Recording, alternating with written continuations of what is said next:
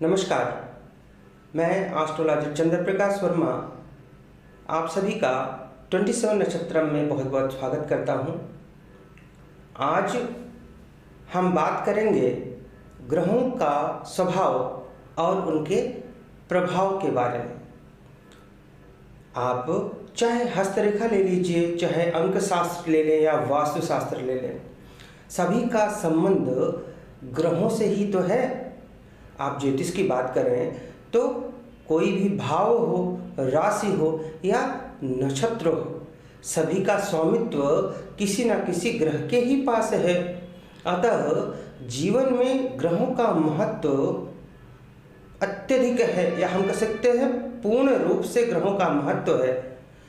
इसलिए उनका योगदान जानना आवश्यक है। तो इस चर्चा का आरंभ हम करने जा रहे हैं। तो आज की कड़ी में हम बात करेंगे सूर्य ग्रह के बारे में, सूर्य ग्रह के स्वभाव और प्रभाव के बारे में। तो चलिए इस कार्यक्रम को आगे बढ़ाते हैं। देखिए, अगर हम बात करते हैं सूर्य से, तो पहला बिंदु हम लेकर चल रहे हैं मान सम्मान। सूर्य ग्रह परिषद का राजा है। सभी ग्रह सूर्य की परिक्रमा करते हैं।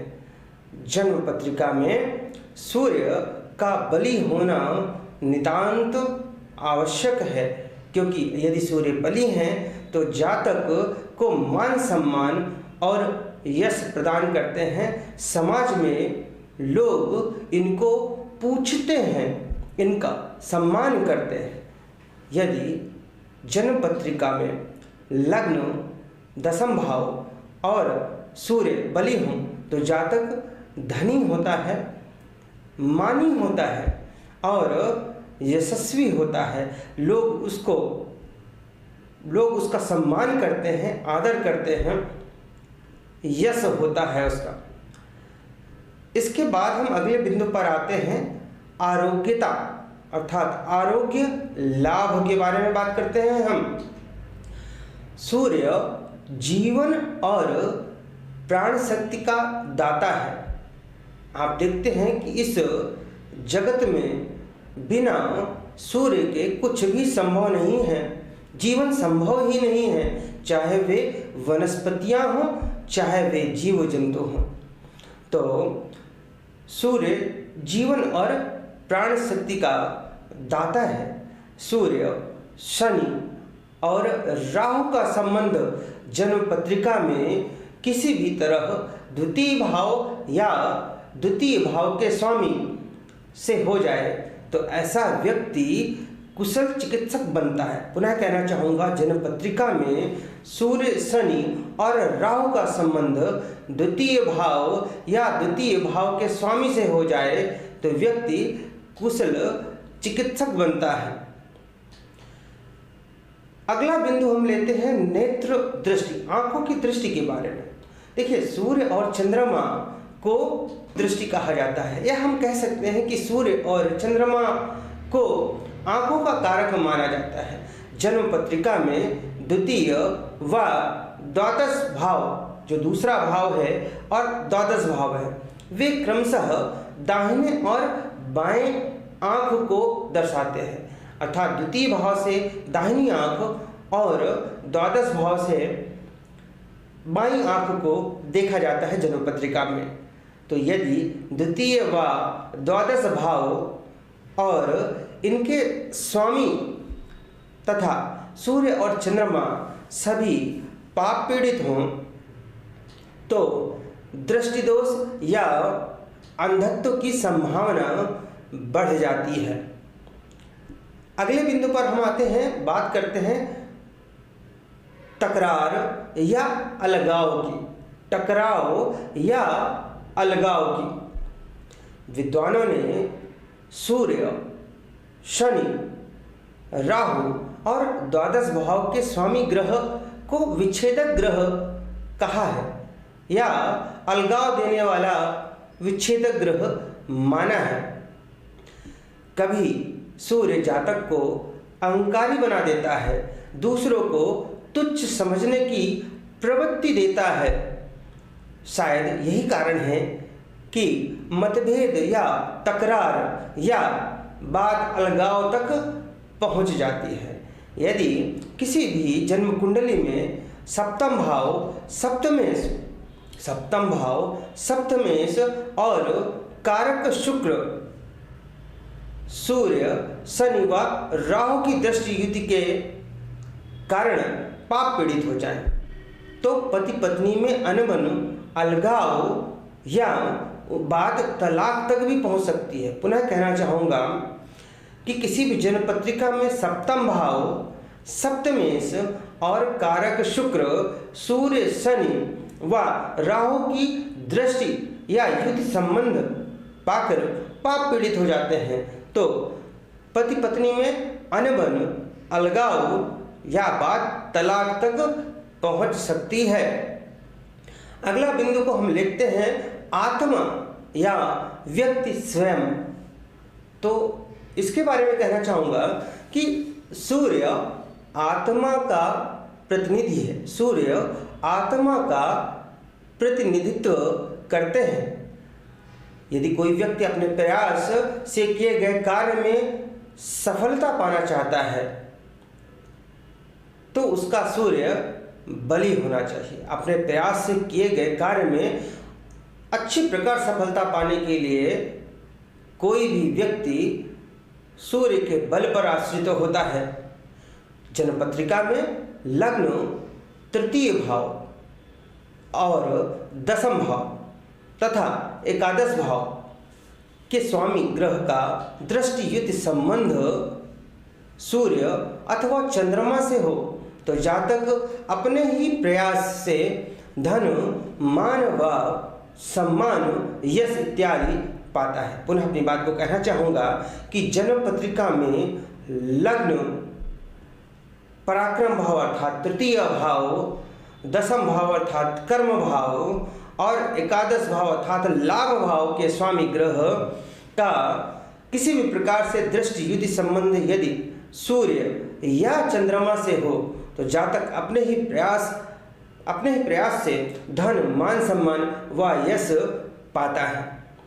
यदि कभी भी अष्टमेश का संबंध लग्न के स्वामी या तृतीय भाव के स्वामी और सूर्य से हो जाए तो ऐसा जातक में आत्महत्या की प्रवृत्ति होती है। इस बात को पुनः कहना चाहूँगा, यदि किसी भी व्यक्ति की जन्म पत्रिका में लग्न के स्वामी या तृतीय भाव के स्वामी और सूर्य से जातक का संबंध वो अष्टम भाव के स्वामी से हो जाए। पुनः सुनिए मेरी बात को, अष्टम भाव के स्वामी का संबंध लग्न के स्वामी या तृतीय भाव के स्वामी साथ ही साथ सूर्य से हो जाए तो ऐसे जातक में आत्महत्या की प्रवृत्ति सामान्यतया पाई जाती है। अगला बिंदु हम लेते हैं आयु की अधिकता।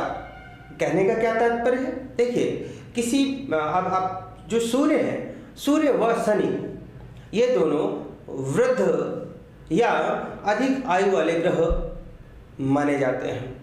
यदि किसी स्त्री जातक की जन्म पत्रिका में सप्तम भाव, सप्तमेश और कारक गुरु, इन पर सूर्य, शनि तथा राहु का, सूर्य, शनि और राहु का पाप प्रभाव पड़ जाए, चाहे दृष्टि हो या युति हो, तो ऐसी जातिका के पति की आयु सामान्यतया अधिक होती है। कभी कभी तो यह अंतर 8 से 10 या 12 साल का भी हो सकता है। अगले बिंदु पर आते हैं हम पिता की बात करते हैं। सूर्य पिता का नैसर्गिक कारक ग्रह है।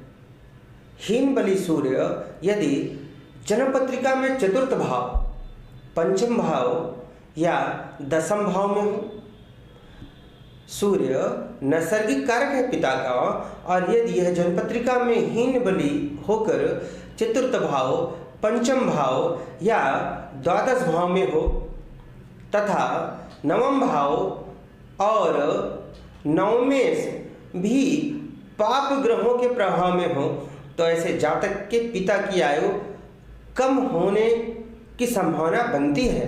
कई बार तो ऐसा होता है कि बचपन में ही ऐसे व्यक्तियों के सिर से पिता का सुख छिन जाता है। ऐसे व्यक्तियों को बचपन में ही पिता के सुख से वंचित रहना पड़ सकता है। जन्म पत्रिका में कई अन्य बातों को भी देखना चाहिए, परंतु यह सामान्य सा सूत्र बता रहा हूँ कि यदि सूर्य यदि चतुर्थ भाव, पंचम भाव या द्वादश भाव में, कैसा सूर्य? हीन बली सूर्य। कैसे सूर्य की बात कर रहा हूँ? हम यहाँ पर हीन बली सूर्य की बात कर रहे हैं कि हीन बली सूर्य यदि चतुर्थ भाव, पंचम भाव या द्वादश भाव में हो और नवम भाव और नवमेश भी पाप ग्रहों के प्रभाव में हो, पाप ग्रहों से पीड़ित हो, तो ऐसे जातक की पिता की आयु कम होती है कई बार, और बचपन में ही पिता के सुख से ऐसे व्यक्तियों को वंचित रहना पड़ सकता है। अब बात करते हैं हम स्वर की। स्वर, कुछ विद्वान सूर्य को भाषा की भी प्राण शक्ति मानते हैं। जैसे कि जीवन की प्राण शक्ति सूर्य है, इसी प्रकार सूर्य को भी भाषा की प्राण शक्ति कहा गया है। और जो स्वर हैं जैसे कि अ आ इ ई उ ऊ ए ऐ ओ औ अन आह, ये जो स्वर हैं इनका संबंध सूर्य से माना गया है। विद्वानों ने इनका संबंध सूर्य से माना है। यदि विवाह कारक शुक्र और सप्तमें इसका संबंध सूर्य से हो जाए तो जातक की पत्नी या पति का नाम आ ई उ ओ आदि स्वर से आरंभ होता है।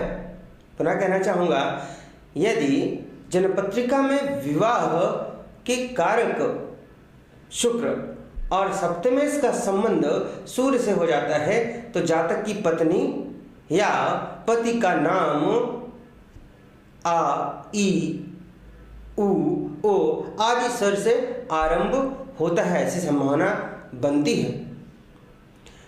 अगला बिंदु हम लेते हैं अग्नि।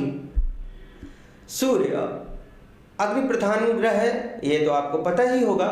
इसी प्रकार मंगल और केतु भी अग्नि प्रधान ग्रह हैं। सूर्य, मंगल, केतु ये सभी अग्नि प्रधान ग्रह हैं।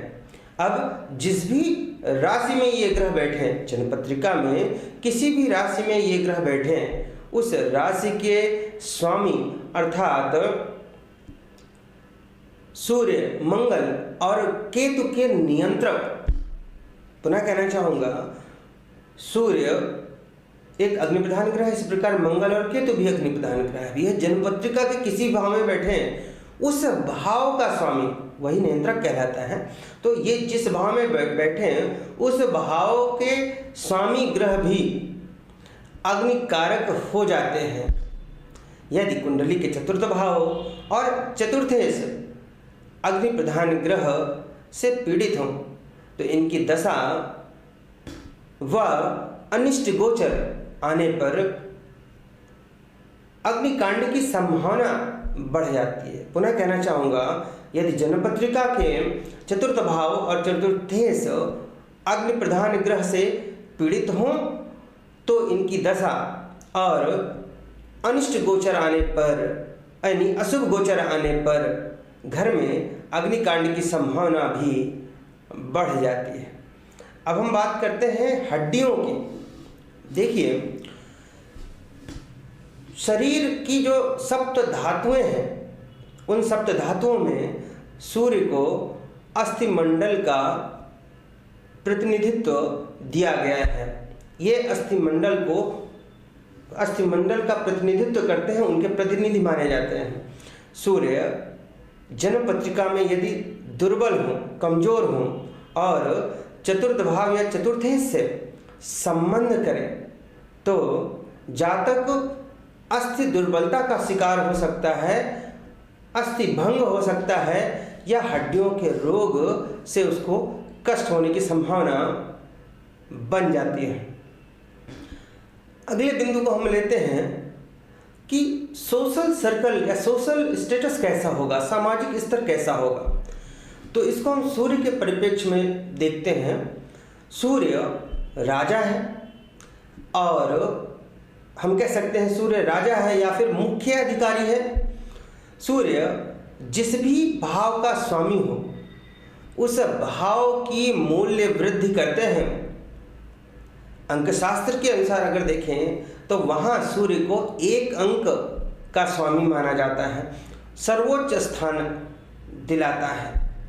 यदि सूर्य सप्तमेश हो या सप्तम भाव में बैठ जाए या सूर्य का संबंध सप्तमेश के साथ हो तो जातक की पत्नी या पति धनी होगा, मान सम्मान वाला होगा, वह प्रतिष्ठित परिवार से होता है। पुनः कहना चाहूँगा, यदि सूर्य जन्मपत्रिका में सप्तमेश हो या सप्तम भाव में बैठे या सूर्य का संबंध सप्तमेश के साथ हो तो जातक की पत्नी या पति धनी, मान सम्मान वाला या वाली व प्रतिष्ठित परिवार से होता या होती है, ऐसी संभावना अधिक बनती है।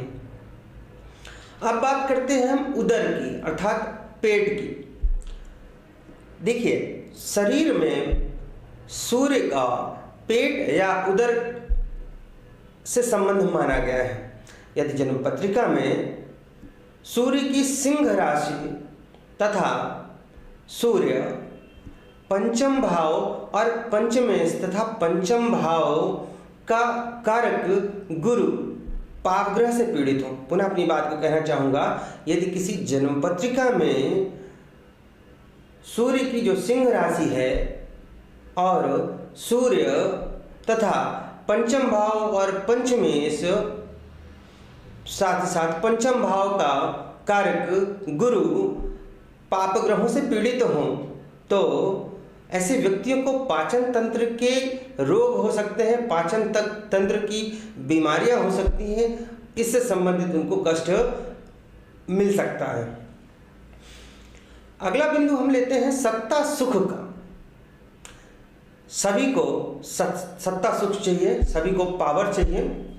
तो यदि जन्म पत्रिका में सूर्य बलि हो, बलि सूर्य नवमेश या दशमेश होकर गुरु और चंद्रमा की दृष्टि पाए तो जातक सत्ता सुख पाता ही पाता है, ऐसी संभावना बनती है। पुनः बात कहना चाहूँगा कि यदि जन्म पत्रिका में सूर्य बलि हो, बलि सूर्य नवमेश या दशमेश होकर, बलि सूर्य नवमेश हो या दशमेश हो और गुरु और चंद्रमा की दृष्टि पाए तो ऐसा जातक को सत्ता सुख मिलता ही मिलता है, ऐसी संभावना बनती है। अब हम बात करेंगे सात्विकता की। देखिए, सूर्य एक सात्विक ग्रह है।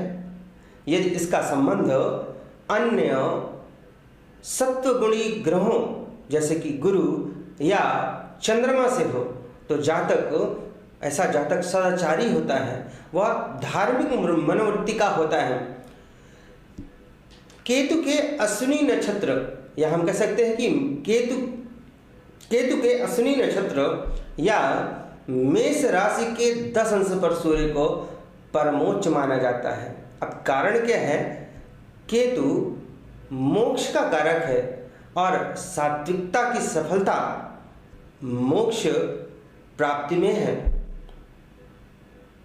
पुनः कहना चाहूँगा, केतु के अश्विनी नक्षत्र या हम कह सकते हैं मेष के 10 अंश पर सूर्य को परमोच्च माना जाता है। इसका कारण क्या है? इसका कारण यह है कि केतु मोक्ष का कारक है और सात्विकता की सफलता मोक्ष प्राप्ति में ही तो है। अगले हम बिंदु पर चलते हैं और हम बात करते हैं हार्ट की, हार्ट अर्थात हृदय की। सूर्य का संबंध जीवन से है, सूर्य का संबंध प्राण ऊर्जा व जीवनी शक्ति से है। हृदय की धड़कन इसका संबंध भी जीवन से है। बिना हृदय की धड़कन के कोई व्यक्ति जीवित नहीं रह सकता है। तो हृदय की धड़कन भी जीवन के लिए अत्यंत आवश्यक है। यदि सूर्य किस राशि के स्वामी है? सिंह राशि के स्वामी है। तो यदि सूर्य सिंह राशि पंचम भाव और पंचमेश पाप ग्रहों से पीड़ित हो तथा सूर्य राहु से पीड़ित हो तो हृदय रोग या हृदयाघात की संभावना अर्थात हार्ट अटैक या हृदय संबंधित रोग की संभावना बढ़ जाती है। पुनः अपनी बात को कहना चाहूँगा, सूर्य की राशि सिंह राशि और पंचम भाव के स्वामी ये पाप ग्रहों से पीड़ित हो, साथ ही साथ सूर्य राहु से पीड़ित हो तो हृदय रोग अर्थात हार्ट अटैक या हृदयाघात की संभावना बढ़ जाती है। अगले बिंदु पर आते हैं, हम बात करते हैं शिक्षा की। देखिए, यदि हम अज्ञानता को अंधकार माने तो ज्ञान या शिक्षा को प्रकाश कहना उचित होगा। सूर्य प्रकाश का ही तो स्रोत है। सूर्य का द्वितीय भाव के स्वामी और बुध के साथ संबंध, सूर्य का द्वितीय भाव के स्वामी और बुध के साथ संबंध जातक को विद्या में सहज रूप से रुचि देकर विद्वान बनाता है। अब यदि किसी जन्म पत्रिका में सूर्य द्वितीय भाव के स्वामी और बुध, जन्म पत्रिका में सूर्य द्वितीय भाव के स्वामी और बुध से शनि और राहु का दृष्टि या युति संबंध बन रहा हो तो जातक की शिक्षा आधी अधूरी रह सकती है, छूट सकती है। पुनः कहना चाहूँगा, यदि जन्मपत्रिका में कभी भी सूर्य द्वितीय भाव के स्वामी और बुध से शनि और राहु का दृष्टि संबंध या युति संबंध बन रहा हो तो ऐसे व्यक्ति, ऐसे जातक की शिक्षा आधी अधूरी रह सकती है या छूट सकती है। इस प्रकार आज हमने सूर्य के स्वभाव और प्रभाव दोनों के बारे में विस्तार से परंतु संक्षिप्त में चर्चा की। आशा है आपको पसंद आया होगा। यदि हमारा कंटेंट आपको पसंद आ रहा है, यदि आपको ज्योतिष में रुचि है तो हमारे अन्य वीडियोस को भी देखें, हमारे चैनल को लाइक करें, शेयर करें और सब्सक्राइब करें। जो व्यक्ति मेरे द्वारा कुंडली विश्लेषण कराना चाहते हैं वे स्क्रीन पर दिए गए नंबर 7579738985 पर संपर्क करके अपना अपॉइंटमेंट बुक कर सकते हैं। जो व्यक्ति अपनी कुंडली निर्माण करवाना चाहते हैं वे भी हमसे संपर्क कर सकते हैं। रत्न रुद्राक्ष के लिए भी आप कॉल करें या हमारी वेबसाइट पर अवश्य जाएं। जो लोग ज्योतिष सीखने के इच्छुक हैं वे हमारी वेबसाइट पर जाकर हमारे प्री रिकॉर्डेड वीडियो कोर्सेज को सब्सक्राइब कर सकते हैं। तो आज के लिए बस इतना ही। नमस्कार।